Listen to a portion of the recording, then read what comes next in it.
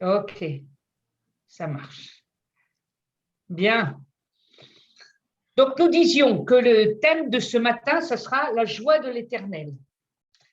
Et nous allons essayer de voir comment le Seigneur regarde cette idée de joie selon la parole de Dieu. Donc, je vais faire quelques réflexions que je me suis faites moi-même et que je vais pouvoir vous exposer.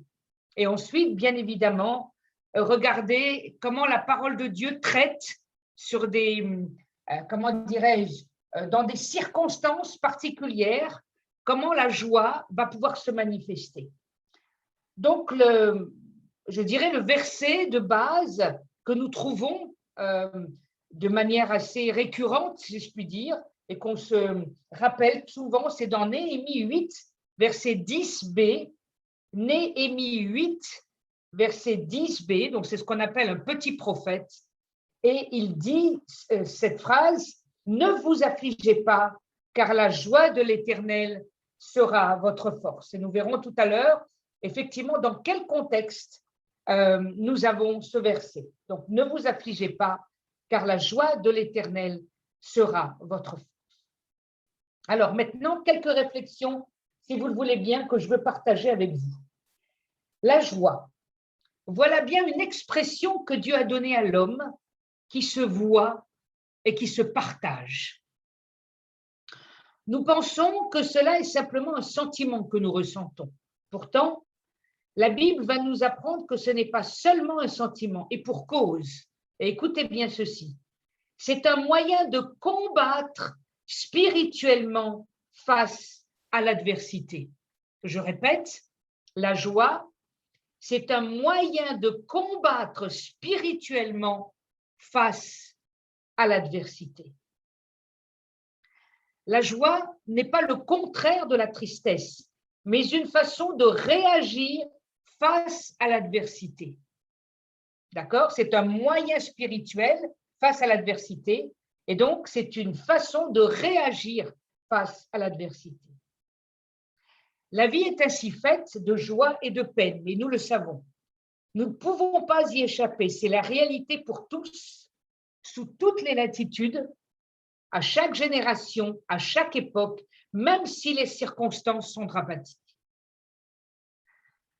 Alors, ma première réflexion, bien sûr, est celle-ci, comment faire face à l'adversité? Voilà la question qui se pose aujourd'hui, comme elle s'est déjà posée hier et comme elle se posera demain. Dans l'adversité, comment dois-je réagir? Comment puis-je réagir? Cela n'est pas simple, car cela nécessite tout d'abord de la réflexion, puis une réaction. Toujours dans mes réflexions, la joie comme la crainte, la peur, l'angoisse ou l'exaltation et bien d'autres choses encore, tout cela provient, nous le pensons, de nos circonstances. Pourtant, Dieu nous apprend dans sa parole que Dieu est le même hier, aujourd'hui et éternellement. Quelles que soient les circonstances, Dieu reste le même. Ce que Dieu désire pour chacun d'entre nous, c'est que nous ne dépendions pas des circonstances, mais que nous dépendions de sa parole qui, elle, est toujours stable. C'est fondé sur la vérité que je dois positionner ma vie et non pas sur les circonstances. Pourquoi? Pourquoi je dois faire cela? Parce que les circonstances n'ont rien à voir avec mon salut. Elles ne peuvent pas changer, ôter ou même améliorer mon salut en Christ. Le salut est une affaire de foi et non pas de circonstances. C'est ce que je crois qui va me permettre de vivre le salut que Dieu m'a accordé. Et c'est quoi le salut? D'abord, le pardon de mes péchés, la réconciliation avec le Père céleste, avec les autres et avec moi-même, et finalement ma vie au quotidien qui dépend de la foi que je mets dans l'Écriture. C'est elle qui me rendra solide en toutes circonstances. Voilà pourquoi je lis la Bible. Donc, ma lecture de la Bible devient quelque chose qui tout d'un coup prend de l'ampleur. Tout d'un coup, la Bible devient un moyen par lequel je vais entrer pleinement dans la présence de Dieu, dans cette foi que Dieu m'a accordée, qui semble peut-être petite au début, mais qui va grandir avec le temps. Elle va s'affirmer. Pourquoi? Parce qu'avec les épreuves, avec les choses qui vont faire partie de ma vie, Dieu veut que ma foi grandisse, qu'elle prenne la place qu'elle doit occuper dans mon cœur. C'est par la foi que je dois grandir. C'est par la foi que Dieu a fait que j'ai acquis le salut. C'est par la foi que les gens ont fait telle et telle chose, et nous voyons ça dans l'Épître aux Hébreux. Donc la Bible devient quelque chose qui me plaît, quelque chose qui me fait grandir, quelque chose au travers duquel je veux apprendre à connaître Dieu davantage, et bien sûr mon Sauveur davantage. Donc la Bible, ça n'est pas quoi? Ça n'est pas un manuel de recettes, comme parfois on le prend. Je prends la Bible, il faut qu'elle me dise de faire telle ou telle chose. La Bible n'est pas un manuel de recettes. Ce ne sont pas des lois que je dois absolument appliquer, mais un Dieu vivant qui parle à mon âme afin que ma vie dépende de l'Écriture. En fait, la Bible va être un moyen de vivre, un moyen d'exister. La Bible n'est pas simplement un livre à lire, mais à vivre, me disaient mes anciens serviteurs de Dieu qui, pour beaucoup, sont maintenant plus de ce monde. Une autre réflexion, si vous le voulez bien. Même si je suis appelé au ministère, mon ministère ne prendra pas le dessus sur ma foi en Christ. Mon ministère est une affaire de service envers Dieu et envers les autres. C'est un appel spécifique que Dieu a placé sur ma vie, sur nos vies, qui ne doit en rien modifier ma foi en Christ, mais au contraire, être le moyen de partager au travers d'un service précis ma foi qui dépend de Dieu.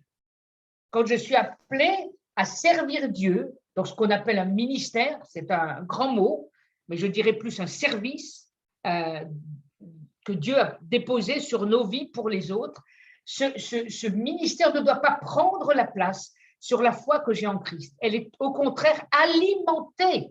Mon ministère est alimenté par ma foi que j'ai en Christ, par l'amour que j'ai de Dieu et par l'Écriture qui devient un moyen par lequel je grandis, par lequel j'exprime les choses que Dieu veut m'apprendre à exprimer.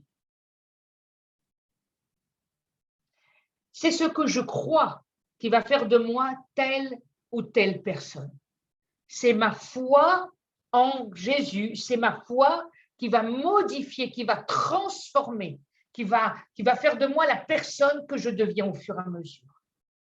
Dieu est venu pour nous changer, pas pour nous améliorer, mais pour nous donner un autre fonctionnement de vie, de pensée et d'action. Cela n'a rien à voir avec mes sentiments, mais cela a à voir avec la foi que j'ai dans l'Écriture et dans le Fils de Dieu. Donc, après ces réflexions, nous allons aborder l'Écriture. Nous allons voir comment la joie s'exprime dans l'Écriture.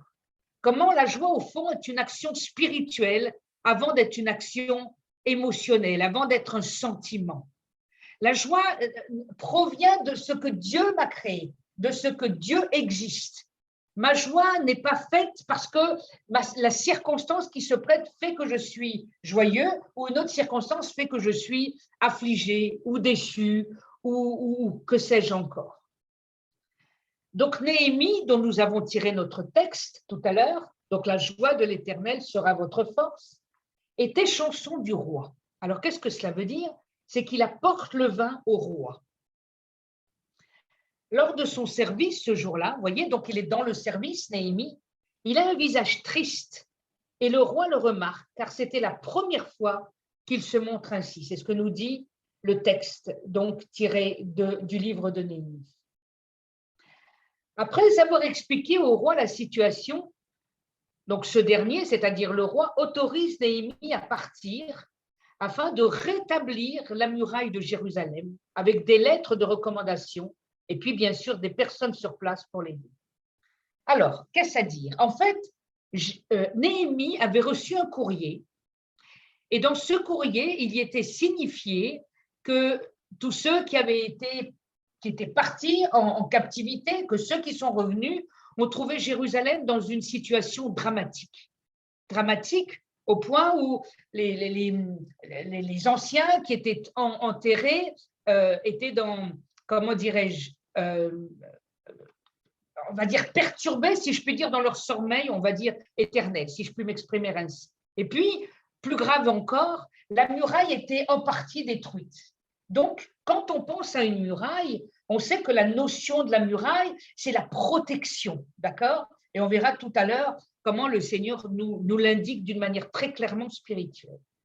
Donc, il fallait à tout prix que Néhémie parte pour aller rétablir, remettre en place cette muraille, pour qu'à nouveau la sécurité soit dans les murs pour le peuple juif qui était revenu de la captivité.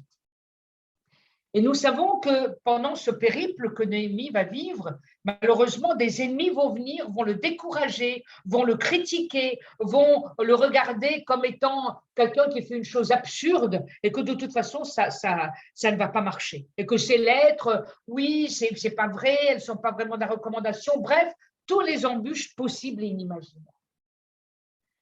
Mais voilà que dans Néhémie 6, versets 15 à 16, dans Néhémie 6, versets 15 à 16, nous avons ceci. La muraille fut achevée le 25e jour du mois d'Éloul, en 52 jours. Lorsque tous nos ennemis la prirent, toutes les nations qui étaient autour de nous furent dans la crainte. Elles éprouvèrent une grande humiliation et reconnurent que l'œuvre s'était accomplie par la volonté de notre Dieu. Waouh! Oh, quel texte! Quel texte! Quel texte! Comment Dieu nous fait savoir quelque chose d'extrêmement précieux. Donc voilà que la Bible nous dit qu'en 52 jours, ce qui est quand même très peu, la muraille a été rétablie, sachant que la manière dont ils ont dû travailler, c'était la pioche d'un côté et une arme de l'autre pour tenir les décourageants, les ennemis à l'écart pour pouvoir faire leur travail. Vous vous imaginez, jour et nuit, ils travaillaient. Donc les conditions étaient franchement pas rêvées. Et pourtant, ils ont rétabli cette muraille en 52 jours. Et qu'est-ce que nous dit le texte précisément? Lorsque tous nos ennemis, donc tous les détracteurs, tous ceux qui ne voulaient pas que cette muraille soit faite, refaite en tout cas, lorsque tous nos ennemis la prirent, parce qu'ils le savent, la muraille avait été comblée, donc ils l'ont vue, hein, c'est une question de vue, pas simplement de savoir. Mais comme là, ils la prirent, toutes les nations qui étaient autour de nous furent dans la crainte. Vous voyez comment les éléments que Dieu nous montre, quand on parle parfois, nous, de sentiments, c'est à cause des situations. Dieu montre que là, les ennemis de ceux qui ne voulaient pas que cette muraille soit bâtie, et lorsque finalement elle a été construite d'une manière surnaturelle, dans un temps record, les ennemis donc, qui étaient là, étaient dans la crainte. Et ce n'est pas une crainte vis-à-vis des hommes, c'est une crainte vis-à-vis de Dieu. Pourquoi? Qu'est-ce que nous dit le texte? Elles éprouvèrent une grande humiliation et reconnurent que l'œuvre s'était accomplie par la volonté de notre Dieu. Donc, moi, j'ai trouvé ça extraordinaire. Ça m'a ouvert une porte, une fenêtre. Je ne sais pas quoi, mais ça a ouvert quelque chose en moi. Je me suis dit, tu vois, Seigneur, quand tu rétablis quelque chose, quand tu mets… fermez votre micro, s'il vous plaît. Voilà, merci. Donc, quand quelque chose est venu s'accomplir, c'est parce que c'était la volonté de Dieu. Dieu est derrière la situation. Quand c'est Dieu qui nous engage à quelque chose, c'est Dieu qui va accomplir. Et donc, nos détracteurs vont être humiliés. Du coup, ça va créer de la crainte, non pas des hommes, mais la crainte de Dieu. La crainte de Dieu, parce que ça montre que Dieu est vivant, que Dieu est là, que Dieu est dans l'action, que Dieu fait son œuvre. Alors, qu'est-ce que nous apprend la Nouvelle Alliance? Qu'est-ce que nous dit la Nouvelle Alliance par rapport à cela? Alors, bien sûr, naturellement, m'est venu Éphésiens 6, verset 12 et ensuite 13 à 18. Il est dit, « Car nous n'avons pas à lutter contre la chair et le sang, mais contre les dominations, contre les autorités, contre les princes de ce monde de ténèbres, contre les esprits méchants dans les lieux célestes. » Le peuple de Dieu, quand il est venu pour rebâtir, il savait que ce n'était pas contre les hommes qu'il faisait tout cela, mais c'était pour que l'œuvre de Dieu, au travers de la muraille qui représentait la protection pour le peuple juif, il fallait que celle-ci puisse être pleinement rétablie. Alors, il savait que c'était un combat spirituel. Il le savait. Le peuple juif est conscient que dans leur vie, c'est un combat spirituel qu'ils mènent. Alors, lorsque tout est, la Bible nous dit, c'est pourquoi prenez toutes les armes de Dieu afin de pouvoir résister dans le mauvais jour et tenir ferme après avoir tout surmonté. C'est intéressant.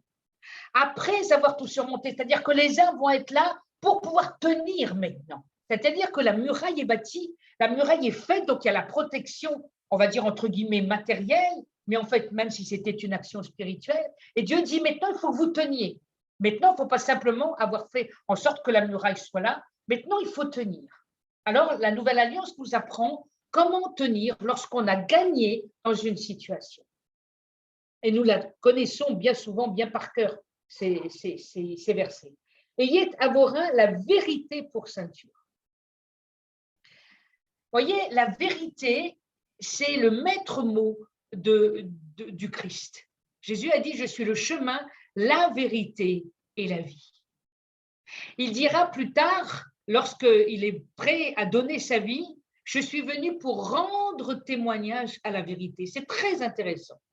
Je trouve la vérité est un domaine crucial. Si on marche dans la non-vérité, ça ne peut pas marcher. Dieu en Jésus est la vérité à son sujet, la vérité à notre sujet, la vérité au point où il analyse, où il voit les choses dans ce monde. Jésus est la vérité, pas une vérité, mais la vérité. Par rapport à tout ce qui se passe, par rapport à tout ce qu'on est en train de vivre, Dieu est la vérité. Quand nous croyons que Dieu est là, au milieu de nous, qui nous fait savoir les choses par la foi et qui nous apprend comment combattre, parce que c'est la vérité. Quand Néhémie a eu ce courrier, que son cœur était attristé, ce n'est pas une tristesse humaine qu'il avait, c'était une tristesse spirituelle. C'est parce que la muraille était détruite. Il fallait rebâtir pour qu'à nouveau la sécurité pour le peuple de Dieu soit rétablie. Il le savait. Il le savait. Il était conscient que c'était un acte spirituel. C'est pour ça que le roi, qui avait l'habitude d'avoir son échanson à côté de lui, toujours joyeux, toujours avec cette attitude belle, enthousiaste, etc., avec un visage, comment dirais-je, qui reflétait cette joie, tout d'un coup, il dit, ah, il se passe quelque chose. Néhémie, tu ne vas pas bien. Tu ne vas pas bien, mon serviteur. Qu'est-ce qui se passe?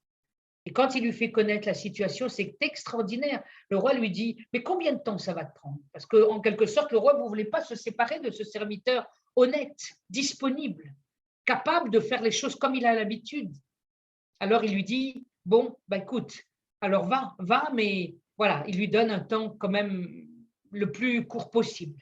Et nous savons que ça a été rebâti de manière surnaturelle. Donc il dit, ayez à vos reins la vérité pour ceinture. Revêtez la cuirasse de la justice. Maintenant, Néhémie savait que ce qu'il faisait allait être juste. Il ne faisait pas les choses pour les faire bien comme ça, ça se faisait, j'en avais marre de travailler pour le roi, moi je voulais voir ce qui se passe pour mon peuple, du tout, du tout. Il sait que ce qu'il allait faire était juste et pour autant, quand il est allé, il leur fallait la cuirasse de la justice pour tenir devant tous les détracteurs. C'était juste, leur action était juste, c'était le bon moment. Dieu avait permis que cette lettre soit donnée à Néhémie, qu'il se rende compte spirituellement de l'état spirituel du peuple juif. Parce que c'est un état spirituel, bien évidemment. Alors il va et il sait que son action va être juste. Alors Dieu dit de revêtir la cuirasse de la justice. C'est-à-dire que personne ne viendra avec ses flèches ou quoi que ce soit pour faire du tort. Parce qu'il savait que l'action était juste. Mettez pour chaussure à vos pieds le zèle que donne l'évangile de paix. Et je peux vous dire que Néhémie devait avoir un zèle pour Dieu formidable. Quel zèle il devait avoir pour aller, pour laisser tout en place, pour aller travailler pour le peuple de Dieu qui était là-bas à Jérusalem, pour les aider, pour pouvoir rebâtir cette muraille. Et avec des recommandations. Quel enthousiasme, quelle envie de voir que les choses soient rétablies. Ses pieds étaient zélés pour aller faire le travail que Dieu allait lui demander. Prenez par-dessus tout cela le bouclier de la foi. Oh oui, sans la foi, il n'allait pas rétablir les choses, c'était impossible. Comment il le fait naturellement? Comment un homme peut rétablir une muraille? Comment il fait? D'abord, il faut des personnes habilitées, des personnes sur place, des personnes qui veulent bien travailler. Parce qu'il faut tout ça, parce qu'ils vont devoir combattre contre des ennemis, contre des gens qui vont les décourager et qui vont même leur dire « mais ce que vous faites, c'est ridicule ». Donc, il va falloir des hommes qui aient une foi suffisante pour pouvoir établir. Donc, il faut un bouclier de la foi avec lequel vous pourrez éteindre tous les traits enflammés du malin. C'est ce que fait le bouclier de la foi. Donc, ils éteignaient au fur et à mesure tous les traits du malin qui venaient. Eux, ils travaillaient par la foi pour que cette muraille soit rétablie. Prenez aussi le casque du salut. Il fallait qu'ils sachent que de toute façon, ils le faisaient pour le nom de Dieu. Ce rétablissement n'était pas pour eux, mais pour le nom de Dieu qu'ils avaient acquis dans leur cœur. Prenez aussi le casque du salut et maintenant l'épée de l'esprit qui est la parole de Dieu. Ils savaient que ce qu'ils étaient en train de faire était juste. C'était le temps, c'était le moment où Dieu a disposé des circonstances, des situations pour permettre que la muraille puisse être établie. Faites en tout temps, dit l'apôtre Paul, par l'Esprit, toutes sortes de prières et de supplications. Veillez à cela avec une entière persévérance et priez pour tous les saints. Donc, on voit que cette situation de la Nouvelle Alliance était complètement claire dans l'Ancienne Alliance. Il n'était pas, comment dirais-je, ce n'est pas simplement une action physique qu'il mène, c'est une action spirituelle. Dans Néhémie 7.1, maintenant, après avoir rebâti, là, il dit « Lorsque la muraille fut rebâtie et que j'eus posé les battants des portes, on établit dans leurs fonctions les portiers, les chantres et les lévites. » Alléluia, Seigneur, alléluia. À peine avait-il terminé ce travail que Dieu, en tout cas en Néhémie, va maintenant rétablir des fonctions. Donc, c'est-à-dire des positions pour pouvoir garder maintenant cet endroit qui est sécurisé par la muraille. D'abord les portiers qui gardent les portes, parce qu'on sait qu'il y avait plusieurs portes et il fallait un nombre suffisant pour qu'il y ait en quelque sorte des gardiens, des portiers, qui gardent les entrées pour que pas n'importe qui puisse rentrer, pénétrer au-delà de la muraille.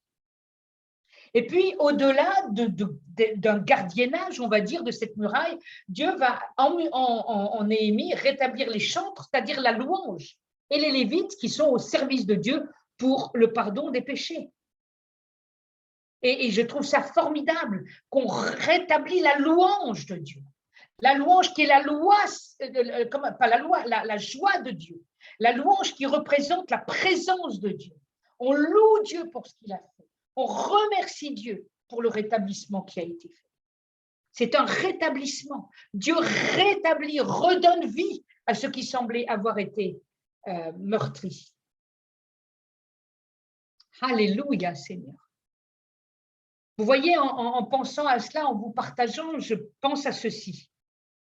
Nous vivons dans une situation assez particulière pour nous qui sommes des gens du XXe et du XXIe siècle. Nous connaissons cette situation de la Covid aujourd'hui.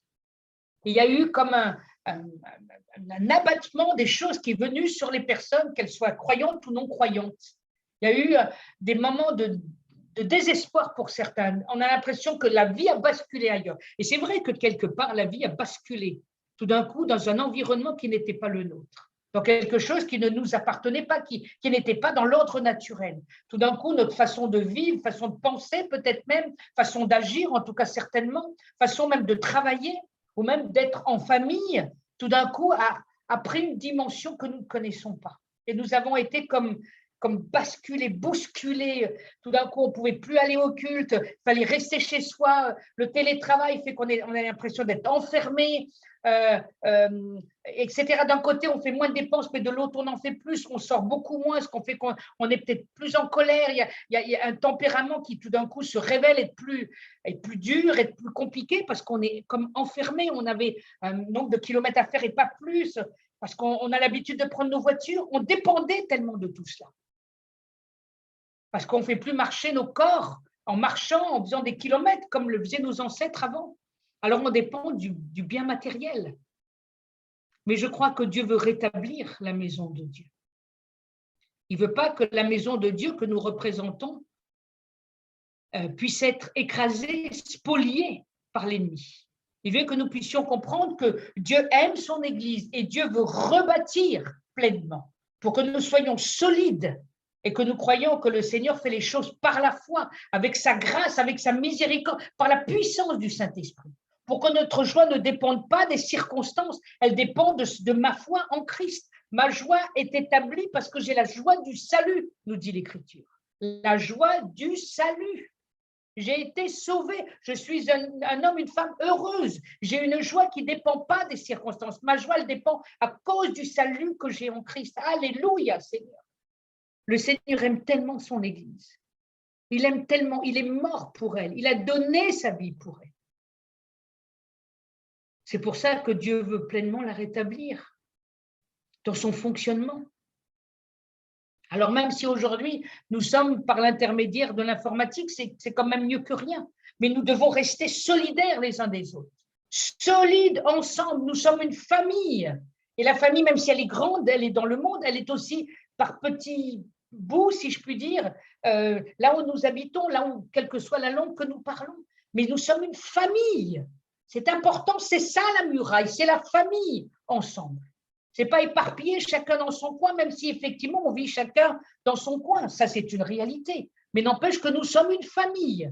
Et la famille, elle doit se tenir les coudes. Elle doit apprendre à se faire confiance.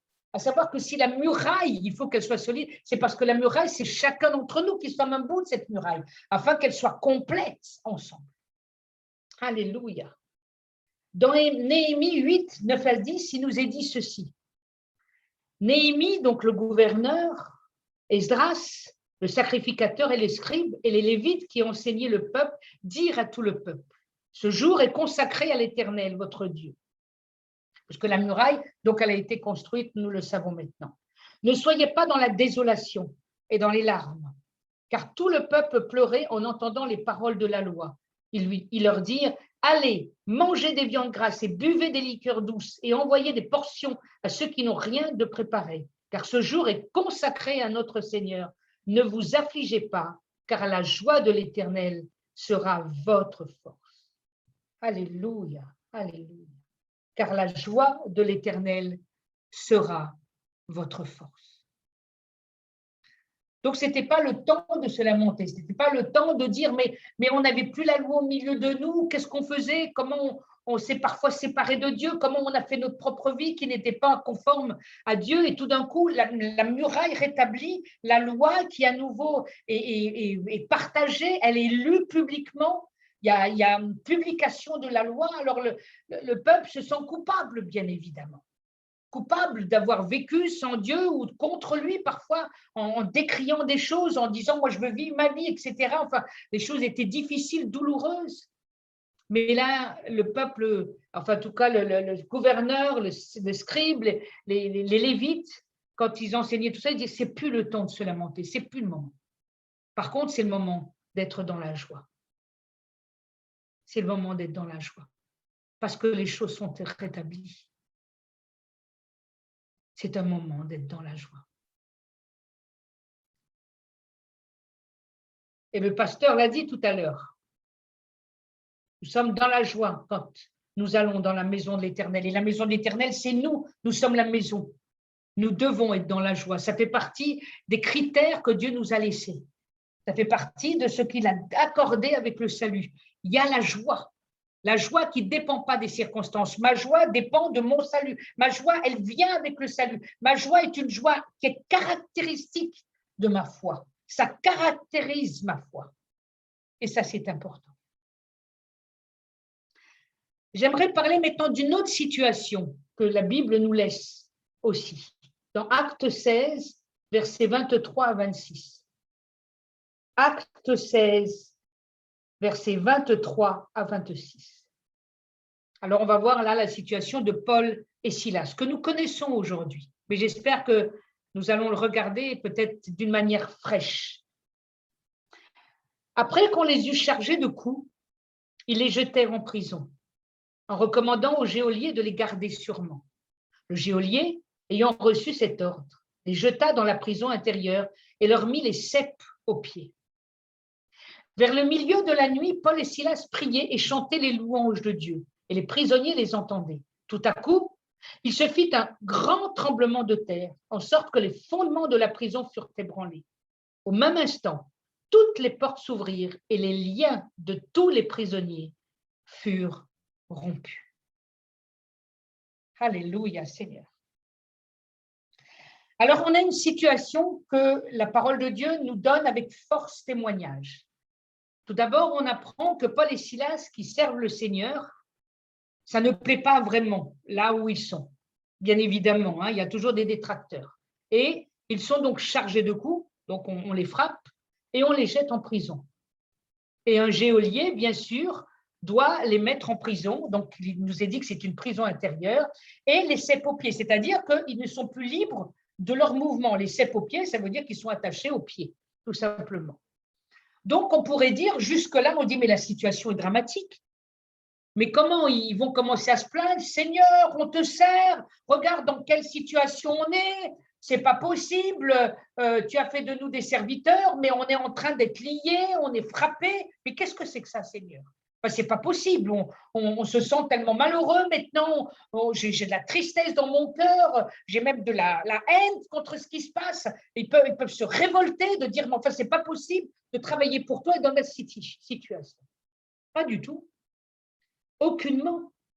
Paul et Silas ne se plaignent même pas. On les voit absolument pas se plaindre. Absolument pas. Alors, vers le milieu de la nuit, alors je ne sais pas à quelle heure ils sont rentrés dans la prison, hein, ça je ne pourrais pas vous dire, la Bible ne nous en parle pas, mais ça, ce n'est pas important. En tout cas, vers le milieu de la nuit, hein, Paul et Silas priaient. Vous regardez la bonne attitude? Ils ont une attitude spirituelle. Ils ne se plaignent pas, mais ils prient. Mais ils ne font pas que prier. Et ils chantent les louanges de Dieu. C'est formidable. Ils sont en prison, au lieu de se lamenter, de se plaindre, de dire, t'as vu ce qu'ils nous ont fait, t'as vu, ils n'ont pas voulu accepter, puis maintenant, on a même un geôlier, puis il nous a mis des cèpe-aux-pieds, on n'est même pas libre de nos mouvements. Non, non, non, ils ne se plaignent pas. Ils prient et ils chantent les louanges de Dieu. Et puis, le fait qu'ils font ça, ben, bien sûr, tous les prisonniers aux alentours, hein, des autres prisons, les entendent. Ça semble logique. Donc, on a une attitude devant deux serviteurs de Dieu qui est au bénéfice des autres qui entendent. Donc, ça doit aussi les calmer, les rassurer. C'est aussi un moyen pour eux certainement d'élever leur âme quelque part. Vous vous rendez compte, ils entendent chanter les louanges de Dieu dans ces situations. Pour eux, ça doit être exceptionnel. Je ne crois pas qu'il y ait beaucoup de prisons où on entend comme ça les louanges de Dieu et tout le monde en est au bénéfice. Alors, qu'est-ce qui se fait grâce à cette attitude de ces serviteurs? Tout à coup, donc de manière inattendue, il se fit un grand tremblement de terre.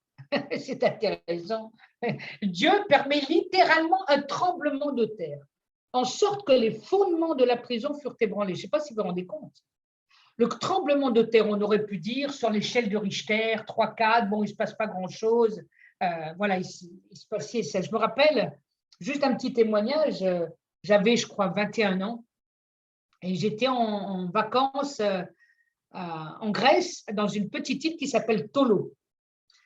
Et nous étions au bord de la mer et voilà qu'il y a eu un mini tremblement de terre. Enfin, un mini, oui.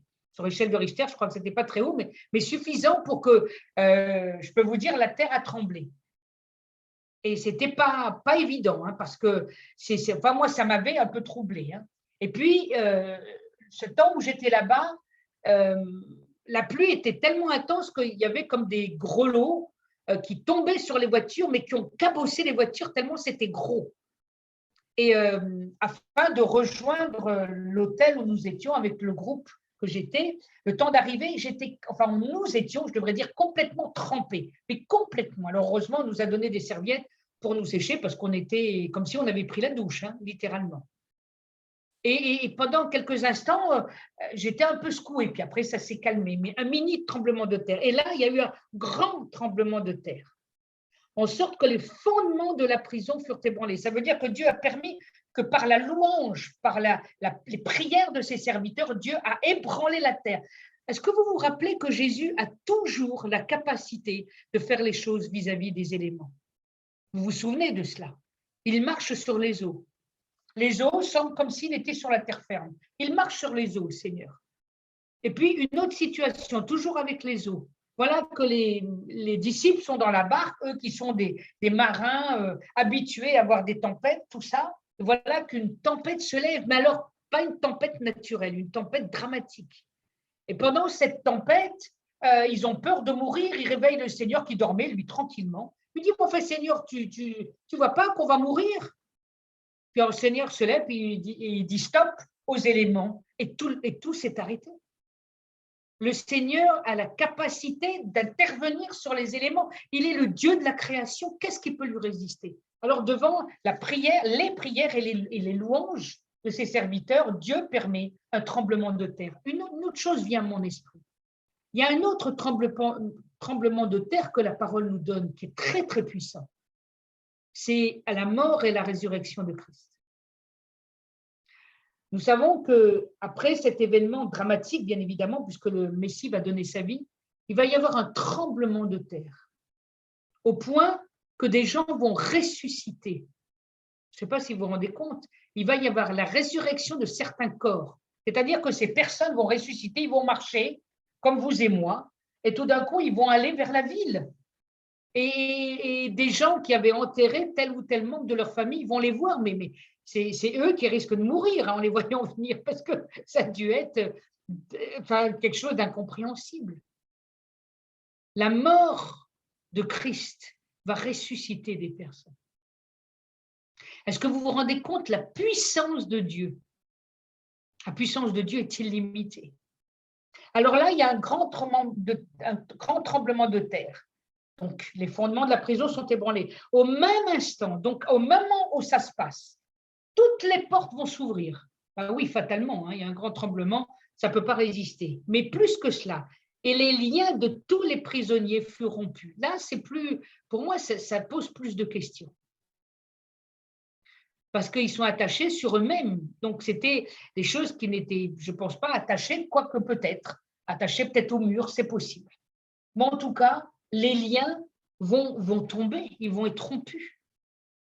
Donc, vous voyez comment, devant les prières et les chants de louange, devant une situation qui est dramatique, au lieu de se lamenter, au lieu de dire, t'as vu, il m'arrive ci, il m'arrive ça, tu chantes la louange de Dieu. Encore un petit témoignage, si vous permettez. Après, on verra le résultat de cela. Alors que j'avais eu le zona sur l'épaule gauche de mon corps, là, derrière, qui était dramatique. C'était très, très douloureux, très. Avoir le zona, je le souhaite vraiment à personne.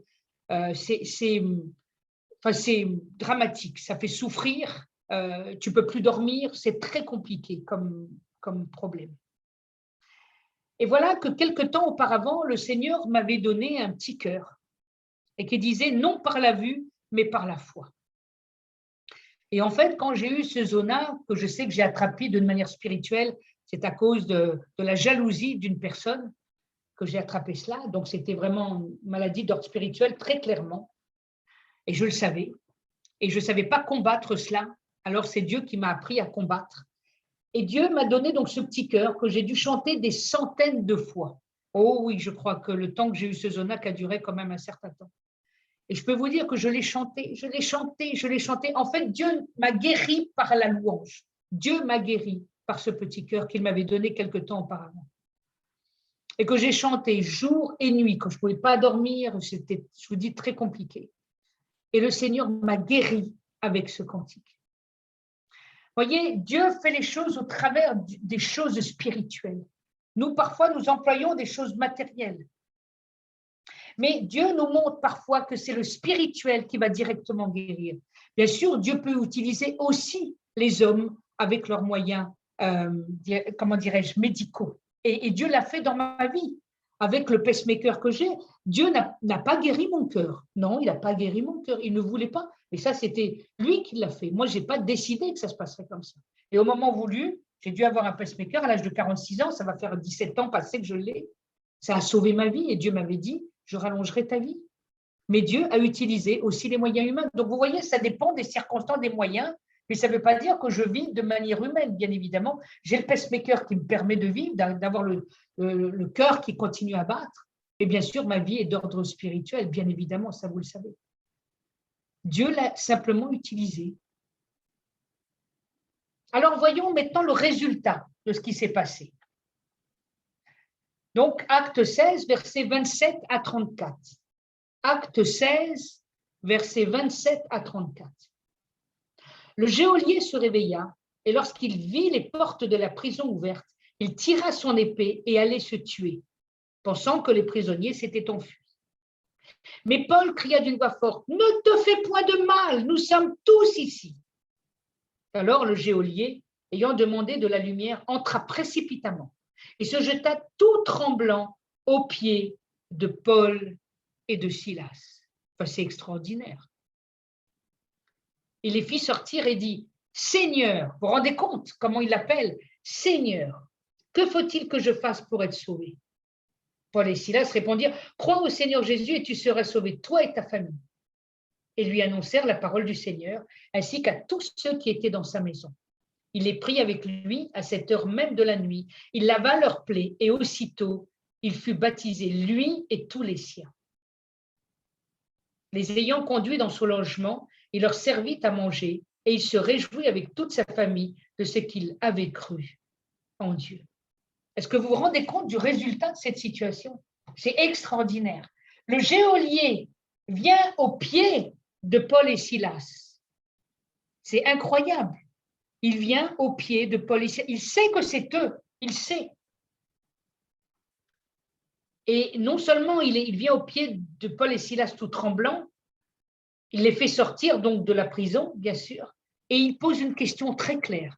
Que faut-il que je fasse pour être sauvé? Il ne demande pas autre chose.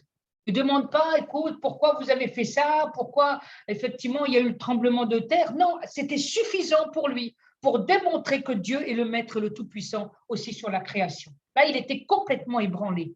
La puissance de Dieu qui vient, qui se manifeste, est suffisante pour croire que ce Dieu-là, c'est vraiment un Dieu à part. Ce n'est pas le Dieu qu'il connaît, ce n'est pas les dieux qu'il connaît. Et tout d'un coup, que faut-il que je fasse pour être sauvé? C'est extraordinaire.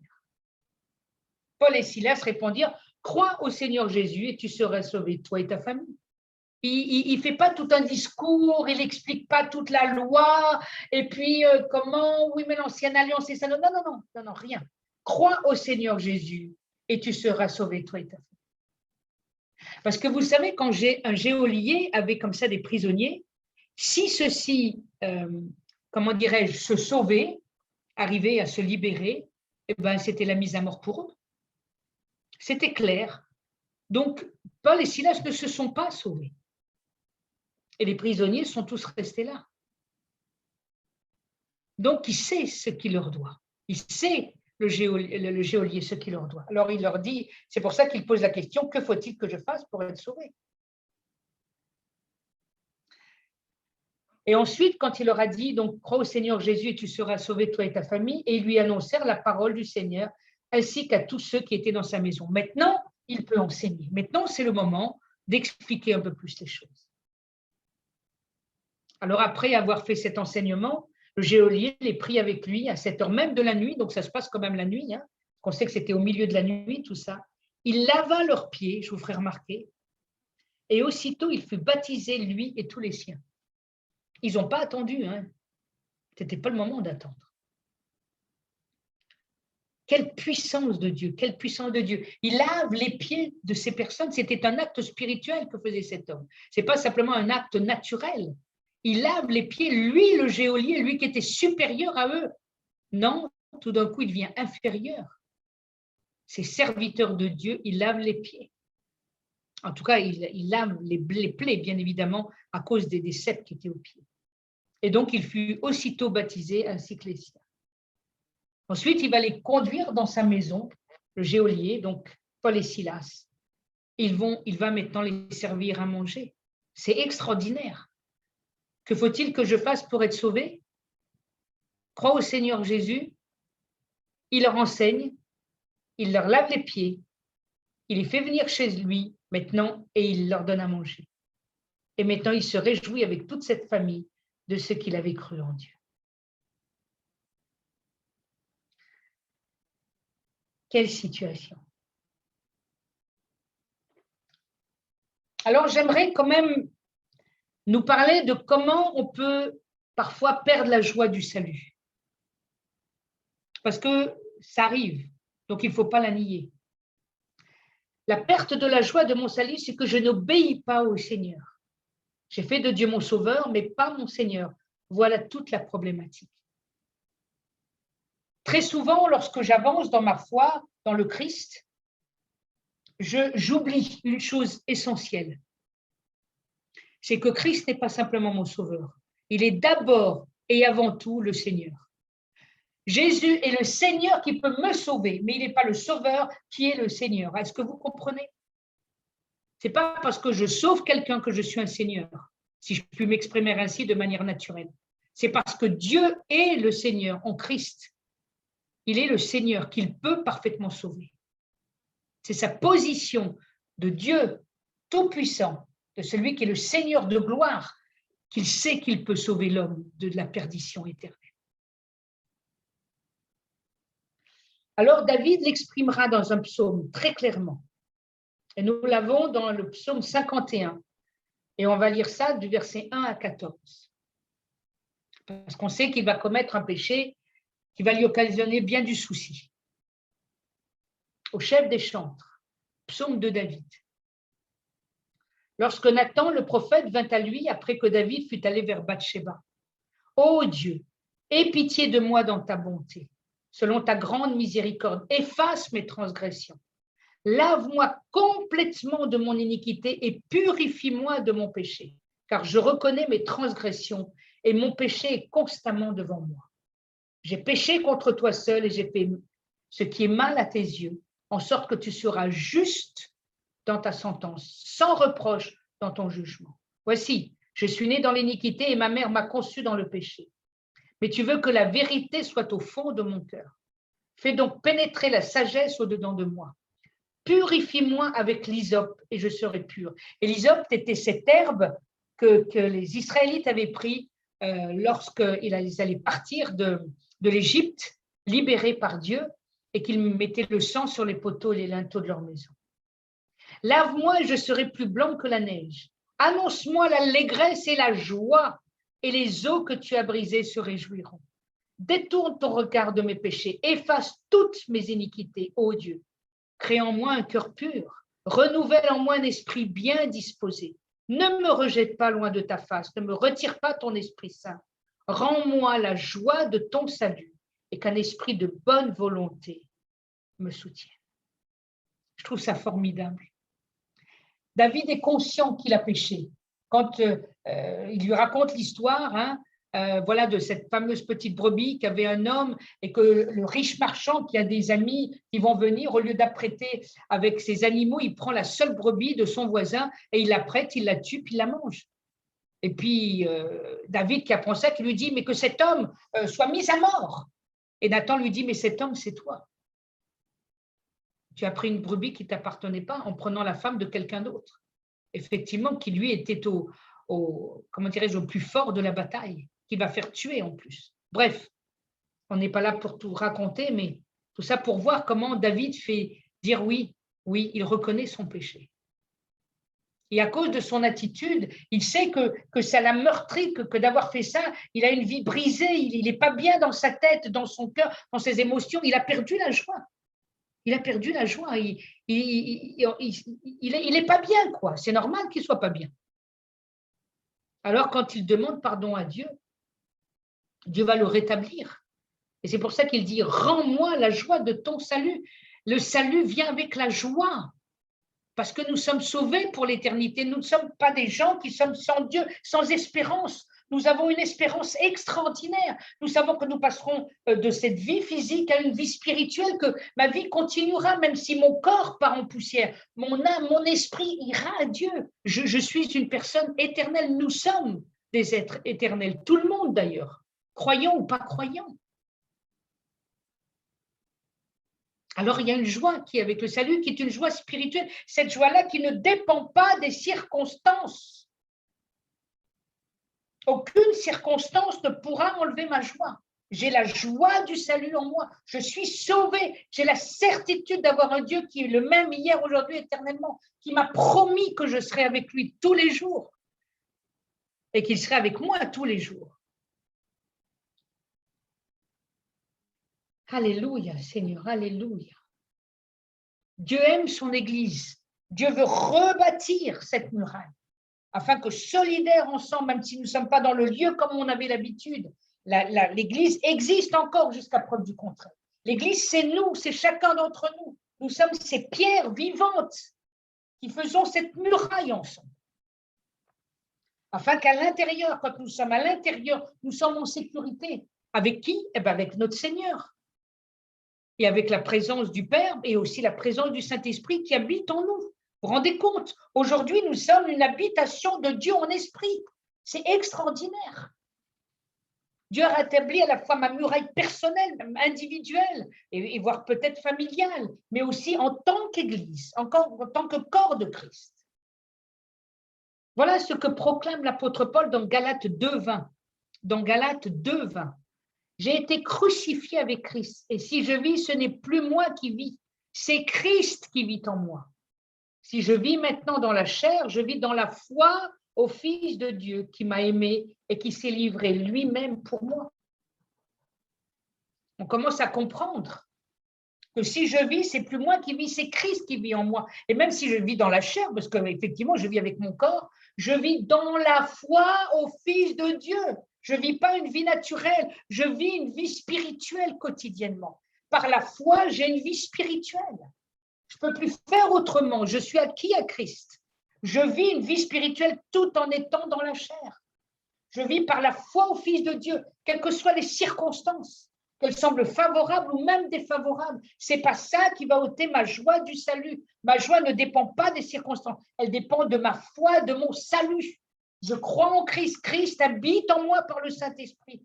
Par la foi dans le Fils de Dieu, j'ai la joie qui est constante. Celle-ci ne change pas. Cette joie est continuelle. Alléluia, Seigneur. Alléluia. Et puis, quand j'ai ce matin prié pour l'Église, tout d'un coup, le Seigneur m'a donné un autre texte pour la joie. C'est extraordinaire. C'est le roi David. Dans le psaume 16, 8 et 9, et puis 11. Dans le psaume 16, 8 et 9, 8 à 9, et puis le verset 11. J'ai constamment l'Éternel sous mes yeux, dit David. Je trouve ça extraordinaire. Constamment, j'ai l'Éternel sous mes yeux. Quand il est à ma droite, je ne chancelle pas. Ainsi, mon cœur est dans la joie, mon esprit dans l'allégresse et mon corps repose en sécurité. Il parle même d'allégresse. Vous vous rendez compte, allégresse qui est encore supérieure à la joie. Donc, mon cœur est dans la joie et mon esprit dans l'allégresse. Donc, on voit comment le Seigneur comble complètement. Et de ces deux choses, mon corps repose en sécurité. Et il est en sécurité, mon âme et mon esprit sont dans la présence de Dieu. J'ai constamment l'Éternel sous mes yeux. Mon cœur est dans la joie et mon esprit dans l'allégresse. Et puis le verset 11, tu me feras connaître le sentier de la vie. Il y a d'abondantes joies devant ta face. Enfin, un peu d'abondantes joies devant ta face, des délices éternelles à ta droite. Oh, wow! C'est formidable. C'est formidable. Il y a d'abondantes joies devant ta face, d'abondantes. C'est-à-dire que c'est continuel. La joie est continuelle. Elle est là, devant la face de Dieu, le sentier de la vie que Dieu me donne. Il y a d'abondantes joies devant ta face. Et donc, des délices éternelles. Attention, voilà, merci. C'est important. Alléluia, Seigneur. Alléluia, Seigneur, tu donnes à ton Église cette joie continuelle. Tu permets que nous sommes constamment, Seigneur, dans ta présence. Tu es constamment devant la face de tes serviteurs. Et à cause de cette présence, notre cœur est dans la joie et notre esprit dans l'allégresse, afin que mon corps, lui, repose en sécurité. Avant d'aborder maintenant la Sainte Seine et de prendre ensemble ces éléments, de les prendre avec action de grâce, en reconnaissant que ma joie ne dépend pas des circonstances, que ma joie est attachée au salut que j'ai acquis en Christ. Alors, je vais prier pour le corps de Christ que nous sommes, et au-delà de nous, du corps de Christ, dans le monde entier, afin que Dieu bénisse son Église, l'encourage, le zèle à nouveau, que nous puissions avoir comme Néhémie ce zèle, cette force intérieure, cette conviction que ce que Dieu nous appelle à faire en son nom, alors c'est juste. Oui, Père, je bénis ton Église ce matin. Je te demande qu'une visitation personnelle et à la fois collective soit faite, Seigneur, au-delà de ce que j'ai pu dire ou partager. Que ton Saint-Esprit, Seigneur, littéralement inonde de joie à cause de ce salut extraordinaire que tu as fait pour chacun d'entre nous, que nous ne méritions absolument pas. Et pourtant, tu l'as fait par grâce, juste par grâce. Et je prie véritablement que tu donnes à chacun, Seigneur, cette grâce de savoir que leur muraille a été rétablie, à la fois individuelle, mais aussi collective. Quand on est ensemble en tant que peuple de Dieu, c'est une muraille ensemble collective, où à l'intérieur de cette muraille, nous sommes en sécurité. Nous louons Dieu parce que tu as rétabli les portiers et la louange, Seigneur, les chantres de Dieu. Alléluia, Seigneur. Alléluia. Alléluia, Seigneur. Merci Seigneur pour ton Église répartie dans le monde entier, que tu bénis aussi, au-delà de la langue, au-delà des choses que nous ne comprenons pas parce que nous ne partageons pas la langue. Mais Seigneur, tu bénis ton Église parce que ton Église est c'est une unité. Il y a une Église, il n'y en a pas 36. Alors que ce soit en Afrique, que ce soit en Asie, que ce soit en Amérique, que ce soit en Europe, que ce soit en Océanie, que m'importe l'endroit. Seigneur, bénis ton Église et qu'elle soit renforcée dans sa foi, parce que l'œuvre de Dieu est puissante en chacun d'entre nous. Mais nous avons besoin de t'obéir et de croire que dans la désobéissance, tu ne peux pas accomplir ta volonté, mais qu'il faut que nous puissions comprendre que tu es le Seigneur de gloire. Comme tu l'as fait, Seigneur, avec Paul et Silas, ils ont su, et le geôlier a pu venir au pied de ses serviteurs. Alors, Seigneur, que nous puissions venir à tes pieds, Seigneur, et reconnaître parfois que nous ne t'avons pas toujours obéi. Seigneur, aie pitié de nous.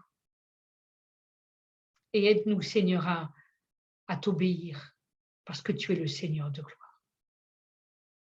Que ton nom soit glorifié, Père, dans le nom de Jésus. Amen. Amen.